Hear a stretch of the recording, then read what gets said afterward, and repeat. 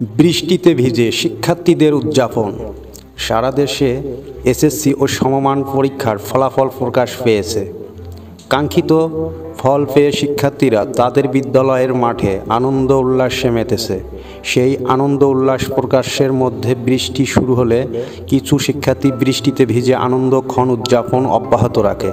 ছবিগুলো রোববার বরিশালের সরকারি বালিকা উচ্চ বিদ্যালয় প্রাঙ্গণে তোলা। বৃষ্টি শুরু হলে এক সহপাঠী আরেক সহপাঠীকে মাঠে টেনে নিয়ে যাচ্ছে বৃষ্টিতে ভেজার জন্য।